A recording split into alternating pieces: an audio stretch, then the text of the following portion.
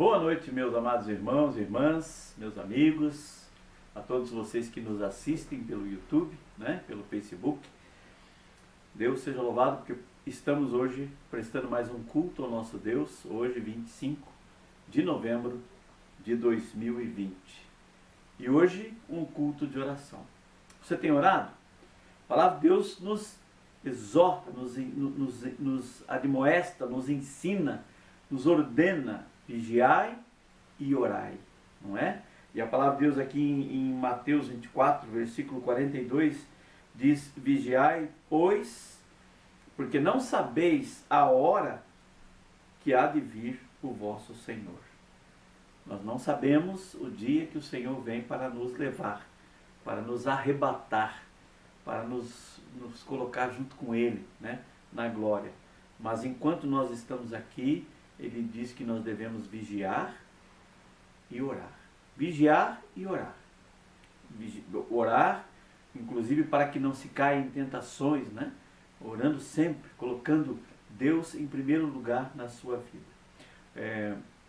Nós estamos fazendo uns estudos no Café e Comunhão, estamos estudando sobre Provérbios, E lá nós temos sido ensinados todos os dias sobre a importância da oração, a importância de buscar sabedoria, a importância de caminharmos cada dia mais com esse Deus maravilhoso. É isso que nós precisamos fazer. Amém? Vamos louvar ao Senhor? Em seguida eu estarei orando para o nosso culto, pedindo a Deus a direção do Senhor sobre o nosso culto. Louvado seja o nome do Senhor. Vamos cantar um hino, acho que é o hino 162 do cantor cristão, Vigiar e Orar. Amém? Bem de manhã, embora o céu sereno pareça ao dia calmo anunciar, vigia e ora o coração pequeno, um temporal pode abrigar. Bem de manhã e sem cessar, vigiar, sim, orar.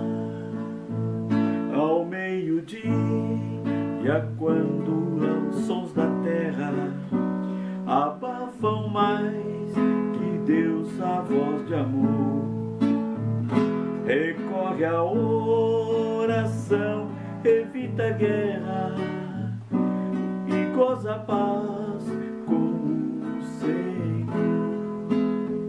Bem de manhã e sem cessar, vigiar, sim, orar.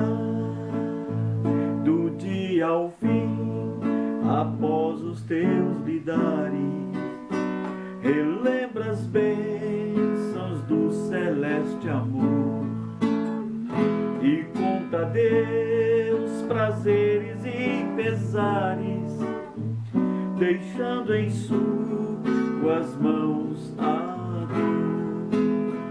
Bem de manhã e sem cessar, vigiar, sim, orar. E sem cessar, vigia a cada instante, que o inimigo ataca sem parar. Só com Jesus em comunhão constante é que o fiel vai triunfar. Bem de manhã e sem cessar, vigiar, sim, orar. Bem de manhã e sem cessar, vigiar, sim, orar. Amém? Vigiar e orar. Eu acho lindo esse hino, porque ele parece que nos dá uma instrução de como orar, De manhã, bem de manhã, embora o sol sereno pareça o dia, calmo anunciar, né? Então a gente fica imaginando uma alvorada, logo de manhãzinha, onde você possa orar, conversar com Deus, clamar a Ele pelo dia, né? Logo em seguida ele diz ao meio-dia, quando os sons da terra, quer dizer, quando já ao meio-dia que está todo aquele alvoroço, né? Abafam mais de Deus a voz de amor, recorre à oração, evita a guerra e goza a paz com o Senhor. Depois ele diz assim, e do dia ao fim, quer dizer, na tardezinha, né? Após os teus lidares, quando você deixou de trabalhar, deixou de fazer, está voltando para casa, né? Vai para o seu descanso, relembra as bênçãos do celeste amor e conta a Deus prazeres e pesares. Fale com Deus, diga como é que foi seu dia, o que aconteceu de bom, o que não aconteceu, né? Deixando em suas mãos, quer dizer, nas mãos do Senhor, a sua dor, né? E por último ele diz, e sem cessar, vigia a cada instante, que o inimigo ataca sem parar, ele não deixa de atacar. Vigiar e orar, diz a letra, né? Só com Jesus, em comunhão constante. Todo dia, todo tempo, todo momento, com o Senhor, né? É que o fiel vai triunfar, é que você vai triunfar. Então veja como é linda essa canção, esse hino do cantor cristão, o hino 162. Que possamos sempre estar louvando ao Senhor com esse hino. Amém, irmãos? Vamos orar, pedir a direção de Deus então, para a palavra do Senhor que o pastor Roberto vai nos trazer agora, nos estudos que ele tem nos trazido. Baixe sua cabeça, ore comigo agora. Querido Deus, amado Pai, nós estamos aqui, Senhor, reunidos para louvar e glorificar o Teu santo, o Teu precioso nome, Senhor. E clamamos, Pai, para que o Senhor abra os nossos ouvidos, o nosso coração, que o Teu Santo Espírito nos dê, Senhor, o entendimento da Tua palavra. E que nós possamos, ó Pai, realmente aprender a todos os dias, em todo o tempo, de manhã, ao meio-dia, à tarde, à noite, orar em todo o tempo ao Senhor, pedindo, clamando, agradecendo por tudo que o Senhor tem nos dado. E nesse momento, nós ainda em oração, nós entregamos ao Senhor esse culto e clamamos, ó Pai, pelas bênçãos do Senhor sobre a vida do pastor Roberto, do teu servo que está trazendo a mensagem, e para que todos nós possamos ser alcançados e abençoados pela tua palavra, assim eu oro, em nome do Senhor Jesus. Amém, meus irmãos? Pastor Roberto, por favor, prega a palavra de Deus.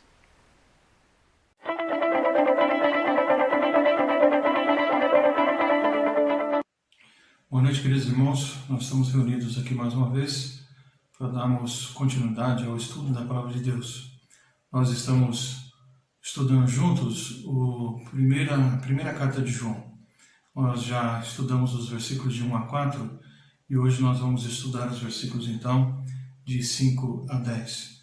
Mas nós vamos ler os versículos de 1 a 4 e depois de 5 a 10 para nós podermos relembrar então o texto, tá bom?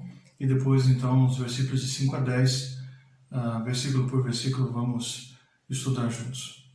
Proclamamos a vocês aquele que estava desde o princípio, aquele que ouvimos e vimos com nossos próprios olhos e tocamos com nossas próprias mãos. Ele é a palavra da vida.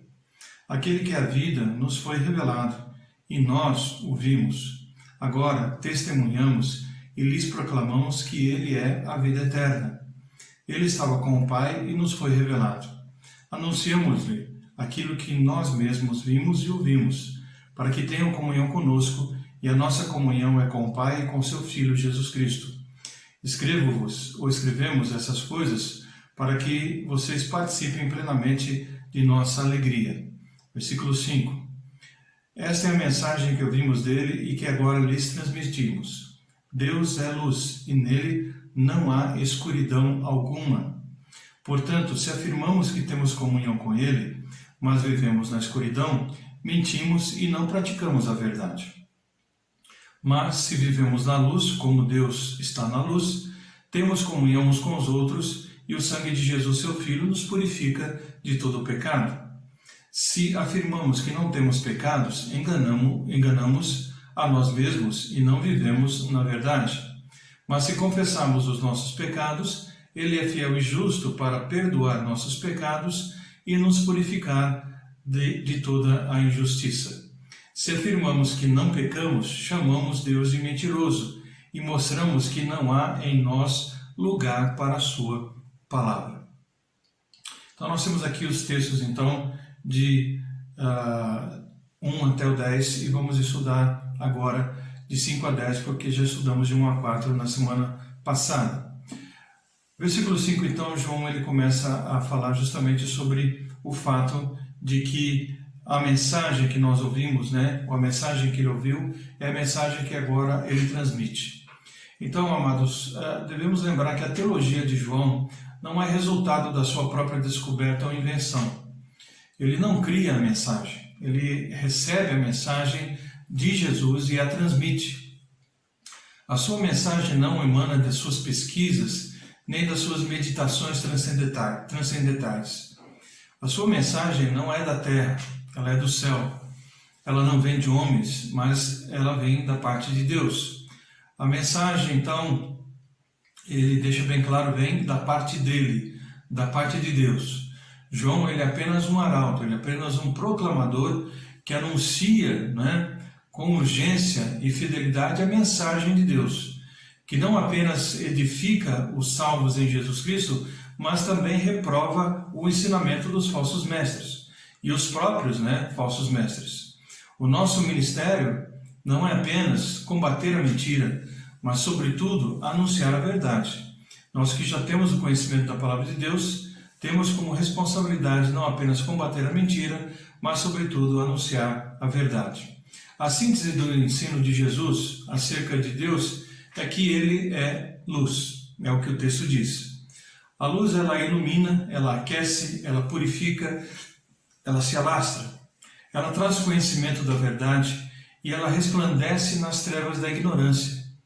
Deus, ele é luz no sentido de que ele se revelou.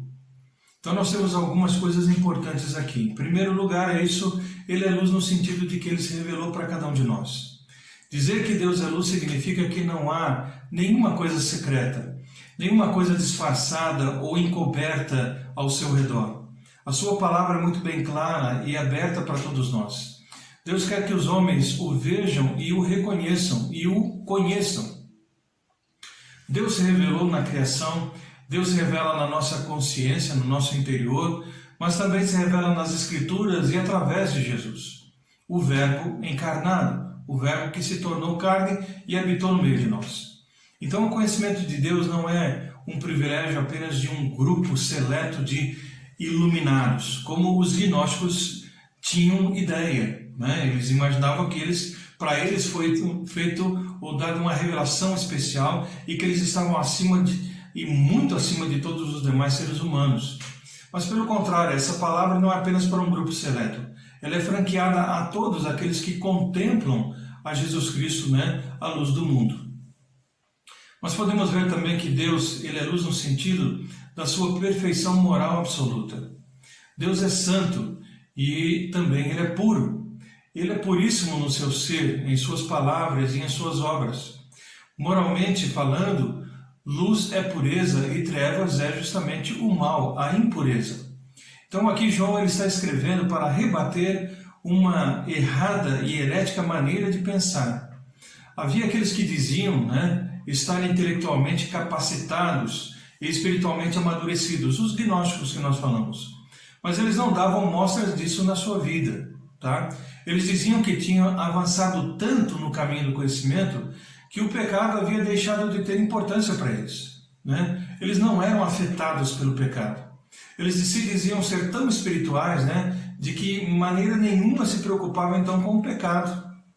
Não havia nenhuma preocupação porque a sua espiritualidade, a sua elevação, a sua iluminação era algo muito grande. Então diziam ter protegido tanto, ou progredido tanto, que para eles as leis elas já não tinham mais razão de ser. Porque atingiram um nível de conhecimento tão grande que não havia mais razão de ser as leis que eram impostas naquela época, com relação à própria vida espiritual, a vida cristã, a vida religiosa. Disse a respeito de Napoleão Bonaparte que uma vez ele falou o seguinte, que as leis eram feitas para o povo comum, mas não para os que eram como ele, Napoleão Bonaparte. As leis são feitas para o povo comum, mas não como gente como eu, dizia ele.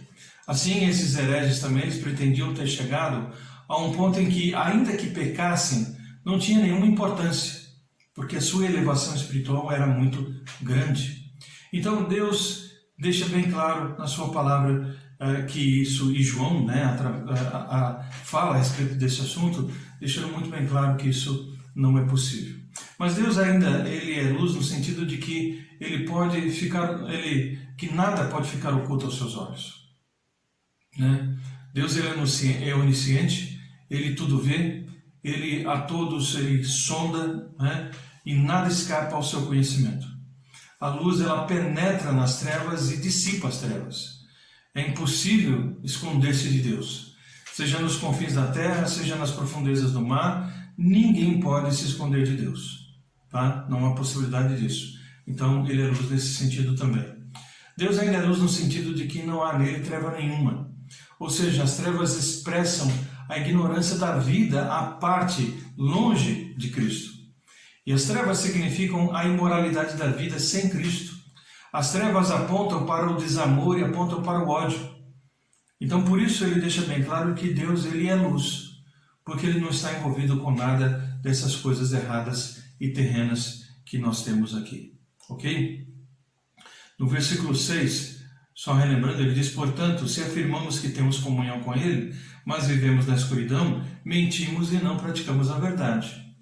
Então, os falsos mestres, eles desconectavam a religião da vida, afirmando que eles podiam ter comunhão com Deus e, ao mesmo tempo, viver nas trevas. Era isso que eles acabavam dizendo. E mesmo imersos na intensidade de seus pecados, ainda eles proclamavam que tinham comunhão com Deus. E ainda hoje, muitas pessoas vivem assim. Religião sem imoralidade é ilusão. Todos aqueles que professam alguma religião, com certeza estão envolvidos com a moral, com a moralidade. Então, andar em trevas significa viver no erro, no pecado, na ignorância de Deus, em hostilidade ao próprio Deus. E nesse caso, nós mentimos e não praticamos a verdade, é o que o texto nos diz. E é esse o motivo da falta de poder de tantos cristãos hoje, de falarem uma coisa e viverem outra, É a razão também de haver muitas igrejas sem vida e sem poder, porque não tem um bom testemunho diante do Senhor e diante dos homens. Então a verdade é algo que primeiro deve descobrir-se, para depois obedecer. Então você não tem como obedecer se você não descobriu a verdade. Então primeiro tem que descobrir a verdade, tem que então fazer parte da sua vida essa verdade, e aí você obedecer essa verdade. Viver, praticar essa verdade, para que a sua palavra realmente ela tenha peso e tenha autoridade diante dos homens. E não era o que estava acontecendo com esses gnósticos, esses falsos mestres, e João está trazendo então aqui uma palavra de advertência à igreja para que pudesse identificá-los e repudiar os seus ensinos. Tá bom? Versículo 7, ele diz: mas se vivemos na luz, como Deus está na luz, temos comunhão uns com os outros. E o sangue de Jesus, seu Filho, nos purifica de todo pecado. Então, não há comunhão, meus queridos, fora da verdade. Onde as trevas escondem as motivações, distorcem as palavras e sujam as ações, não pode existir verdadeira comunhão. Comunhão, ela tem que basear na verdade. Somos muitas vezes induzidos a esconder os nossos pecados para não sermos, ou para sermos aceitos. Então, se nós não escondemos, nós não seremos aceitos. Então, as pessoas escondem os seus erros, as suas falhas, para não serem julgados, para não serem, então, deixados de lado. Mas isso é uma grande mentira. A verdadeira comunhão só acontece na luz. É conhecendo as fraquezas uns dos outros que nós podemos, então, nos ajudar e nos auxiliar. E não é escondendo isso. Então, quando ocultamos a verdade da nossa vida, a comunhão ela é destruída. Então, fica só no nível da aparência. Porque a comunhão já foi destruída. Isso é algo espiritual, isso não é algo visível, mas é algo sentido, manifesto nas nossas ações e no nosso dia a dia, nos resultados da nossa vida. Então, andar na luz é um ato contínuo. Significa que vivemos no brilho da luz de Cristo, de modo que nós refletimos então as suas virtudes, refletimos a sua glória, refletimos a sua face. a sua luz. Então, andar na luz descreve sinceridade absoluta, não tendo nada para esconder. Andar na luz produz dois resultados muito importantes. Primeiro, comunhão com os irmãos e purificação de todo pecado. Então, a comunhão fraternal, ela é resultado da santidade. Então, se não houver essa santidade, não temos uma comunhão verdadeira. Não tendo uma comunhão verdadeira, nós estamos, então, nos destruindo. Esse alicerce vai ruindo e logo tudo virá abaixo com toda certeza. Na criação, o homem foi feito à imagem de Deus. Lembre-se lá em Gênesis capítulo 1 e 2, ele deixa claro então que foi feito à imagem de Deus. Façamos o homem a nossa imagem de semelhança, a Trindade estava ali presente. Agora, na redenção, Deus foi feito à imagem do homem. Então, em vendo o pecado que assolou o mundo, então Deus enviou seu Filho Jesus. Então, nessa redenção, agora Deus é feito à imagem do homem. O Verbo divino, ele se fez carne, se fez homem, habitou entre nós. O sangue humano comum ele está contaminado pela corrupção do pecado. A morte de um ser humano comum, como você e eu, não pode limpar, não pode remover a culpa do pecado de outros seres humanos. Porém, Jesus, sendo Filho de Deus, ele derramou seu sangue que foi isento de pecado. Era um sangue não contaminado e por isso foi eficaz, eficiente para nos salvar, para nos libertar, para nos purificar. O verbo traduzido aqui por purificar sugere que Deus ele fez mais do que perdoar. Ele apaga a mancha do pecado. Ele limpa, ele tira toda a mancha do pecado. Não fica nada visível dessa mancha. Então é um processo continuado. Ele limpa e continua limpando.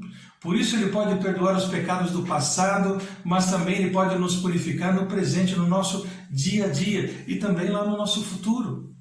Então, por meio da morte de Jesus, Deus ele removeu o pecado e a culpa do ser humano, para que esse então ele possa ter comunhão com ele, o Senhor Jesus Cristo, e possa ter comunhão com seus irmãos na fé. Então, somente o sangue de Jesus, o Filho de Deus, pode nos lavar, pode nos purificar e pode nos tornar aceitáveis diante de Deus. Então, para termos comunhão com Deus e com os nossos irmãos, nós precisamos ser purificados por esse sangue e precisamos viver na verdade, obedecer à verdade. Versículo 8. Ele diz lá o seguinte: se afirmamos que não temos pecados, enganamos a nós mesmos. Se afirmamos que não temos pecados, enganamos a nós mesmos e não vivemos na verdade. Então, a base da vida cristã, deixa muito bem claro desde o princípio, é a verdade. Em contrapartida, os falsos mestres viviam uma mentira, enganavam o povo. Então, o pecado nos leva a mentir não somente para os outros, mas também mentir para nós mesmos. O problema agora não é enganar só as outras pessoas, mas é enganar a cada um de nós, enganarmos a nós mesmos. O pecado ele anestesia o coração, ele deixa a alma insensível, a consciência cauterizada. É isso que o pecado faz. Então, é agir como os gnósticos do primeiro século, então, negando a própria existência do pecado. Cauteriza a mente, a alma fica insensível. Então, vive no pecado, mas diz não, é algo que faz parte do dia a dia, a pessoa não está preocupada com isso, com a existência do pecado. O rei Salomão ele observou sabiamente o seguinte lá em Provérbios capítulo 28, versículo 13.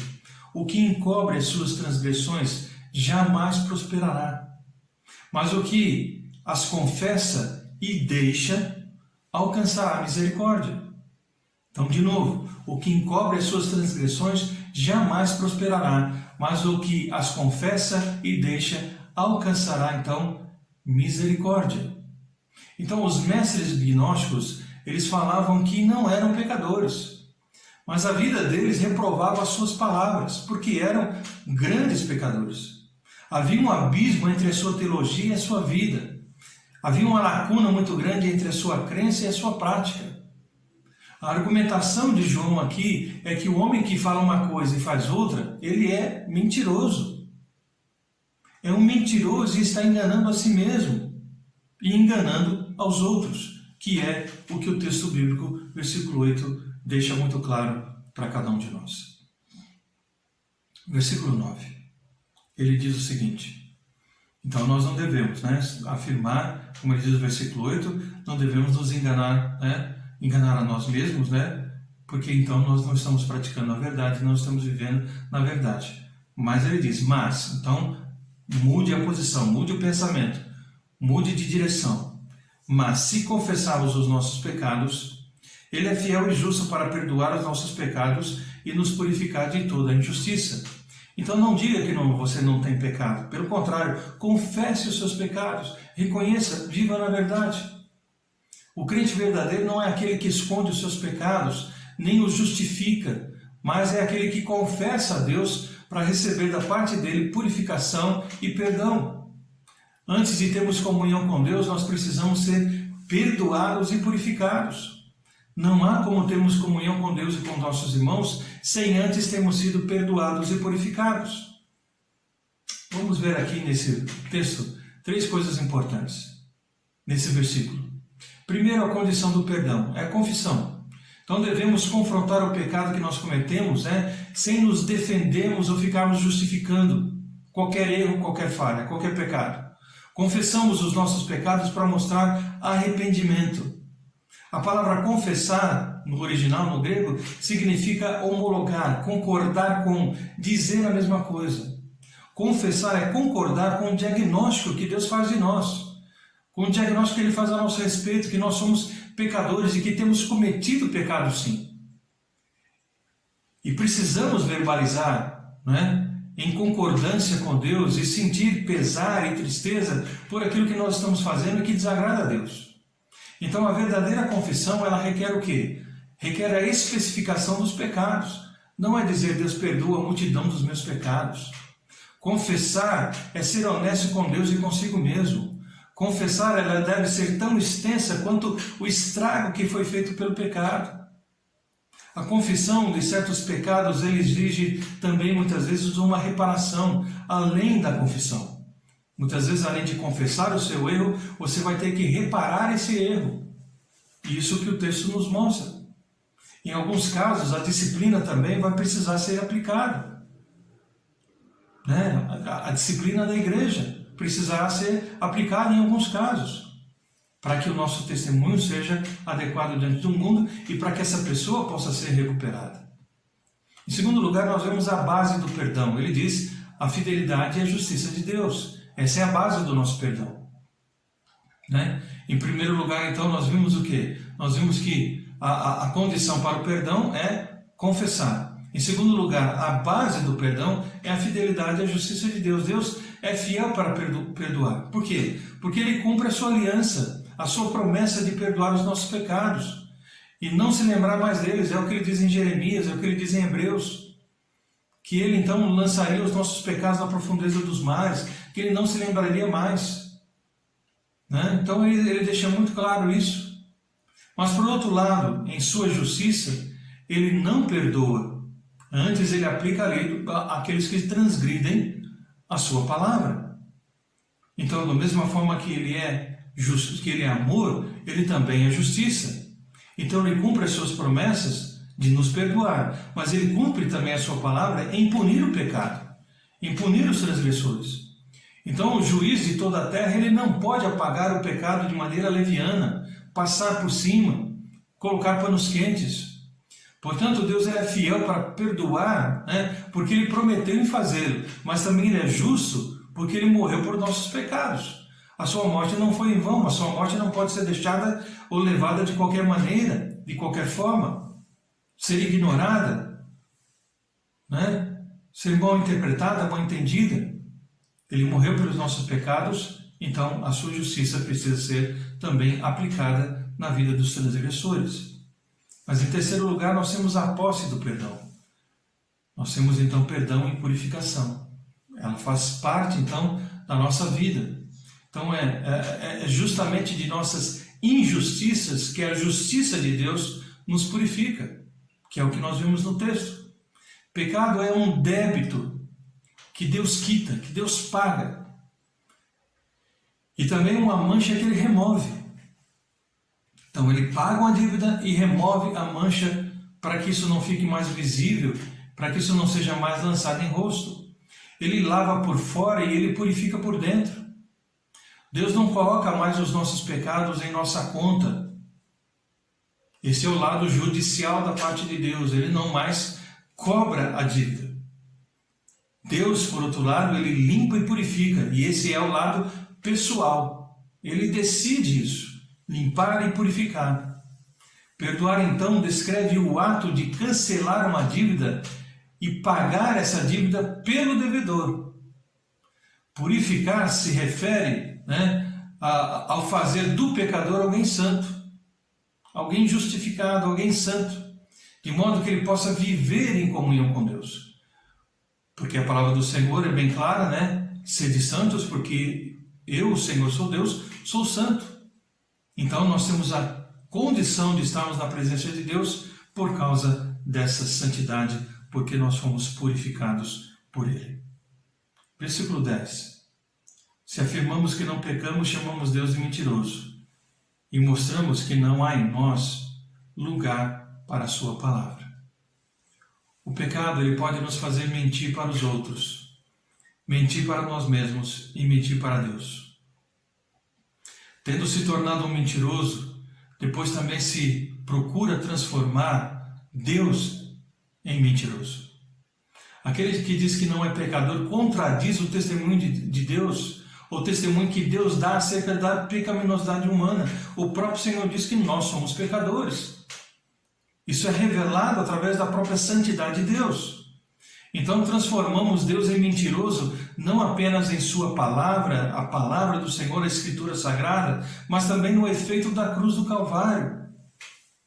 Deus entregou Jesus Cristo, seu Filho, porque nós não podíamos ser salvos de maneira diferente e menos custosa. Tinha que ser pago o preço, e o preço era o sangue de um justo. Então nós, porém, declaramos que isso é desnecessário quando nós estamos dizendo, então, que nós não pecamos. Estamos dizendo que tudo isso foi feito em vão. Porque nós estamos dizendo que não cometemos pecado. Então o sacrifício de Cristo foi em vão. A sua palavra é vã, tudo é vão. Isso é escarnecer da cruz. É incluir no rol dos mentirosos aquele que é luz.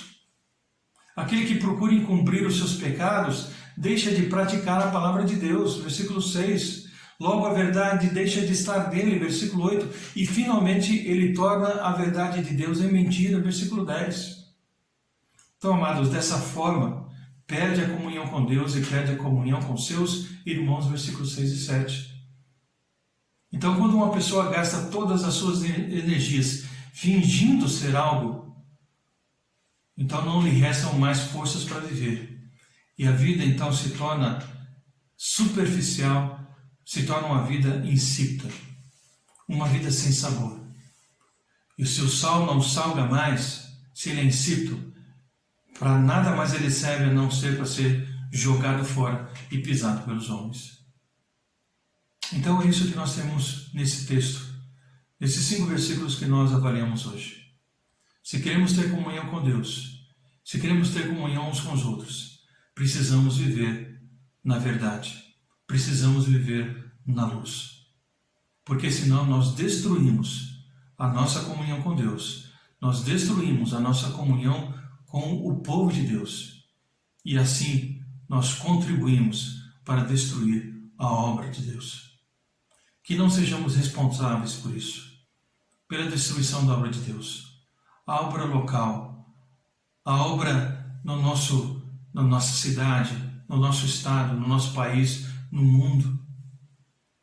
Que não sejamos aqueles que vão trazer vergonha para o Evangelho de Cristo, que vão manchar o Evangelho de Cristo contando mentiras, como aqueles gnósticos, como aqueles falsos mestres, dizendo que nós somos tão espirituais ao ponto de que nós, então, não pecamos mais, que nós não devemos mais nada, que nós estamos acima do pecado, acima de qualquer coisa, que o pecado está no corpo, mas a nossa alma está livre.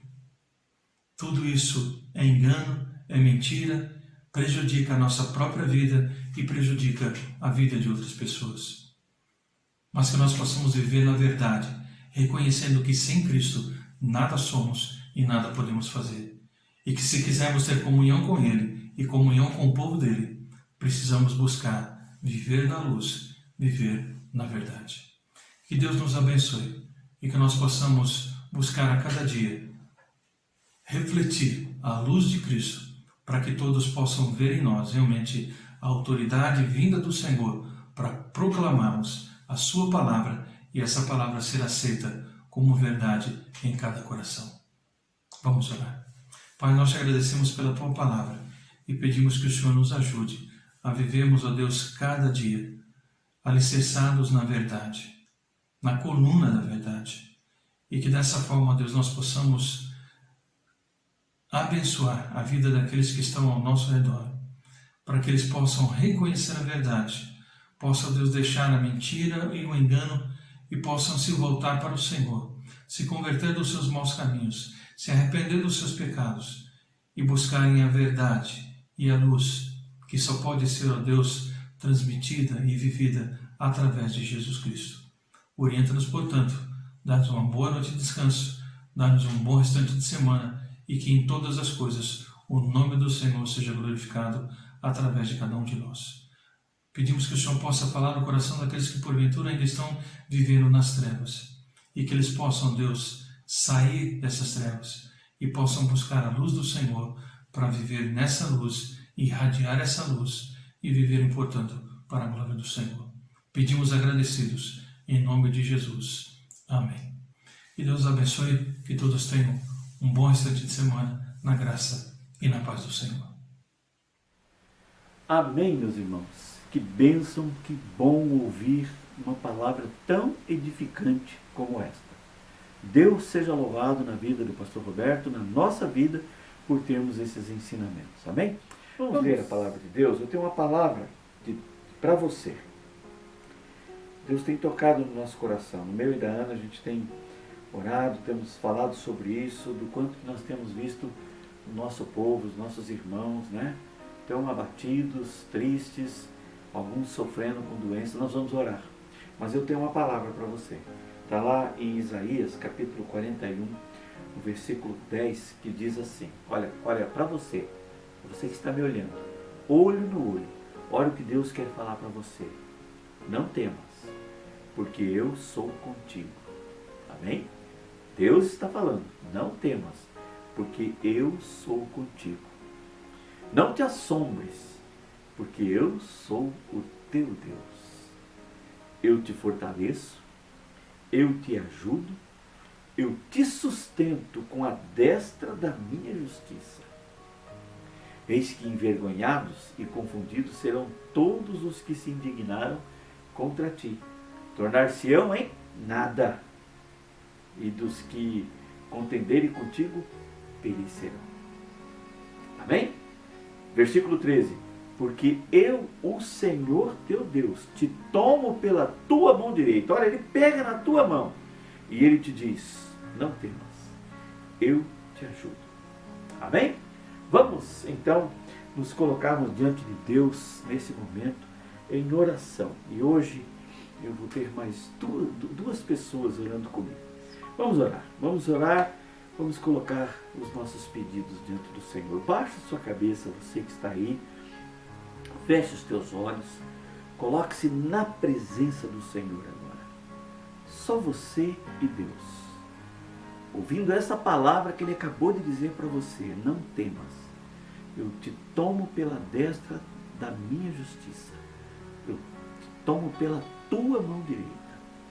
Então o Senhor falando contigo, e nessa confiança, nosso Pai e nosso Deus, nós te louvamos e rendemos graças ao Senhor por essas palavras maravilhosas que o Senhor traz aos nossos corações, ó Deus. Na certeza de que o Senhor está cuidando de cada um de nós. Na certeza de que o Senhor está segurando nas nossas mãos, ó Pai. Na certeza de que o Senhor está falando comigo e com os meus irmãos e dizendo, não temas, porque eu sou contigo. E nós te louvamos, ó Pai. Porque quando o Senhor está conosco, Senhor, quando o Senhor está junto comigo, me tomando pela minha mão, segurando na minha mão, toda tristeza, toda amargura, todo sofrimento, Senhor, cai por terra, porque o Senhor é que nos dá a paz e a tranquilidade que precisamos. A palavra de Deus diz que a alegria do Senhor é a nossa força. E eu sei, Deus, que o Senhor quer nos fazer alegre, quer nos fazer felizes, quer nos deixar, Senhor, sempre firmes, olhando para a frente, com a esperança de que o Senhor está indo à frente, tomando conta de cada um de nós. E nós confiamos nisso, Deus. Nós colocamos toda a nossa confiança nas orações que fazemos, porque sabemos que o Senhor está com os teus ouvidos atentos, com os teus olhos abertos, vendo e escutando as nossas orações. Eu te agradeço, Deus. Eu te agradeço porque o Senhor tem respondido às nossas orações. E nós oramos essa semana pelo Rivaldo, que é o caseiro lá, o funcionário da Isilda. E ele, Senhor, deu um testemunho. Ele gravou um vídeo falando do teu amor, falando da confiança que ele tem no Senhor e ainda dando força para as pessoas que ouvirem aquele vídeo. Louvado seja Deus pela vida do Rivaldo, que ele possa, Deus, continuar firme nessa confiança de que o Senhor está cuidando da vida e da saúde dele. Nós te louvamos por isso e agradecemos ao Pai. Assim como nós temos orado, Senhor, pela Elaine, que está sofrendo com câncer, eu quero pedir ao Pai, em nome de Jesus, mais uma vez, para que ela sinta, Senhor, a mesma força que o Rivaldo está sentindo, de que o Senhor está com ela, está cuidando dela. Nós te pedimos, Pai, em nome do Senhor Jesus. Eu quero agora pedir, irmãos, para que a irmã Cris faça uma oração. Senhor Deus, amado Pai, venho neste momento, Senhor, agradecer pela vida do Juan, Senhor. Esse jovem que sofreu esse acidente de moto tão terrível, Senhor. Esse jovem que está hospitalizado e passou por diversas situações gravíssimas, ó Pai. Mas até aqui o Senhor tem o sustentado, Senhor. Aos poucos ele vem se recuperando, aos poucos ele vem apresentando pequenas melhoras, Senhor, e nós pedimos, ó Deus, que o Senhor continue trabalhando, que o Senhor continue agindo na vida do Juan, Senhor, agindo na vida da sua família, porque nós cremos, ó Pai, que nada vem por acaso, Pai. Tudo que está debaixo da sua permissão, Senhor, e que o Senhor tem um propósito para a vida desse rapaz, um propósito para a vida da sua família, Senhor, e que esse propósito possa ser cumprido, Senhor, que o Senhor faça a restauração completa da vida e da alma desse rapaz, ó Deus, para que ele possa, Senhor, vir a ser testemunha viva, Senhor, do seu amor pela humanidade, do seu amor por ele, Senhor, e por toda a sua casa, Senhor. É isso que pedimos, ó Pai, que o Senhor esteja no cuidado de cada detalhe, ó Pai, dos procedimentos que o Juan está passando, por cada cirurgia, por cada medicação, Senhor. Pedimos também, Senhor, que ele esteja estabilizado quando voltar do coma, Deus, que ele possa entender, estar consciente da situação que ele está vivendo e de tudo que está acontecendo, mas que ele possa ficar bem, Senhor.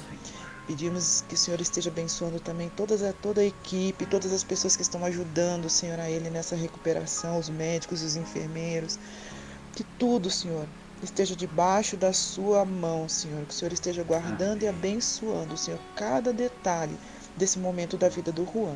É que nós pedimos e já agradecemos por tudo que o Senhor ainda tem para fazer na vida dele. Em nome de Jesus. Amém, meus irmãos. Louvado seja o nome do Senhor. Ainda em oração, nós oramos também pela Sofia, Senhor, a netinha da Roselice. Nós temos clamado aqui por ela, pelos probleminhas que ela tem apresentado. Nós cremos num Deus Todo-Poderoso que pode curar, que pode livrar ela de todos esses problemas, ó Pai. Nós pedimos para que o Senhor dê certeza e confiança para a Roselice de que o Senhor está ouvindo as nossas orações. Deus, eu também oro pela Fernanda, a nossa irmã Fernanda, que pelo seu tratamento que ela vai fazer nos olhos, que o Senhor esteja dando a direção aos médicos, orientando o Senhor para que eles possam fazer o melhor e realmente trazer a cura desse problema que a Fernanda tem tido, Deus. Ela que tem que cuidar das suas filhas, tem que cuidar de sua casa, e nós clamamos pela saúde dela. Eu peço, Deus, em nome do Senhor Jesus. Eu quero pedir então agora para que o Rafael ore por nós, por favor. Senhor nosso Deus e Pai Todo-Poderoso, Criador do céu e da terra, quero te louvar e agradecer por mais um dia, te agradecer Amém, por Senhor. todas as bênçãos recebidas, te agradecer principalmente pela saúde. Quero te louvar com todo o meu coração, com todo o amor, ó Deus, porque o Senhor tem ministrado a cura sobre as nossas vidas. Amém. Quero interceder Deus nesse seja momento louvado. para que o Senhor esteja ouvindo as nossas orações, para que o Senhor esteja abençoando com a cura, ministrando a cura sobre a vida dos nossos irmãos, aqueles que por algum motivo estão doentes, enfermos, para que possam nesse momento receber essa cura que buscamos, e buscamos do Senhor Todo-Poderoso, buscamos do Altíssimo. Então que o teu nome seja glorificado, Deus, porque sabemos que o Senhor tem todo o poder e toda a glória, e que seja ministrado sobre toda a nossa igreja a cura que precisamos para as nossas vidas, a libertação, ó Deus, daquelas áreas que precisamos ser libertos, e que o teu nome, ó Deus, acima de tudo seja honrado, porque sabemos que pedimos para o único Deus, para o Deus soberano, o Criador do céu e da terra. Pai, e que neste momento aqueles que atestaram positivo para a Covid, que o Senhor esteja curando essa vida, ministrando sobre a vida dos médicos também que estão tratando dessas pessoas, os remédios que essas pessoas estão tomando, que o Senhor abençoe, ó Deus, para que para que aconteça a cura completa nessas vidas. Os nossos parentes também, aqueles que foram diagnosticados com Covid, que também sejam alcançados, ó Deus. Pedimos que todos eles sejam curados pelo Senhor, para que o teu nome seja glorificado acima de tudo e de todos, Pai. Em nome de Jesus Cristo, eu louvo o Senhor por tudo. Muito obrigado, em nome de Jesus. Amém. Senhor. Oramos assim, em nome do Senhor Jesus. Pai querido, nós louvamos a Ti, rendemos graças ao Senhor. Como diz o salmista, Senhor, ouve-nos quando nós clamamos. Ó Deus da nossa justiça, na angústia nos destes largueza. Tem misericórdia de nós, Senhor, nesse momento, e ouve a nossa oração. Nós louvamos a Ti e agradecemos, Pai. Colocamos diante do Senhor esses pedidos. Peço que o Senhor abençoe esse restante de semana de cada um dos meus irmãos, da sua igreja, Senhor, e nos dê, Senhor, no nosso coração a certeza daquilo que o Senhor tem nos dito através da Tua palavra, para que tenhamos paz e para que a gente não tema, para que a gente fique firme, sempre olhando para o Senhor, olhando para o Senhor Jesus, o autor e consumador da nossa fé. Assim oramos em nome de Jesus. Amém, irmãos? Vamos cantar então um cântico agora, um cântico de vitória, né? Para encerrar o nosso culto. Amém? Vamos cantar. A vitória é daquele que o contemplar, ao Cordeiro Cristo, loel da tribo de Judá, que foi morto e com seu sangue pôde então comprar homens que com ele sobre a terra vão reinar.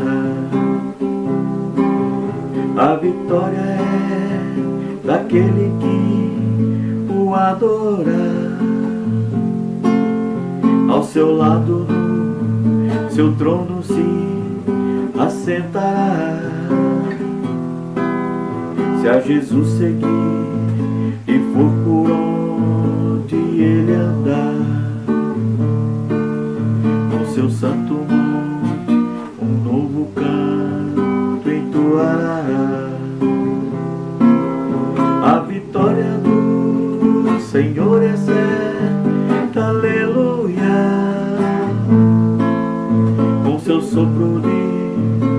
boca sim destruirá o inimigo anticristo que não resistirá. Jesus Cristo Rei dominará.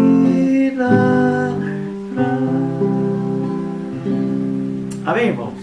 Que Deus abençoe a todos. Tenham um bom restante de semana em nome do Senhor Jesus. E fiquem firmes. Amém? Deus está tomando você pela destra da sua justiça e segurando na sua mão. Deus abençoe.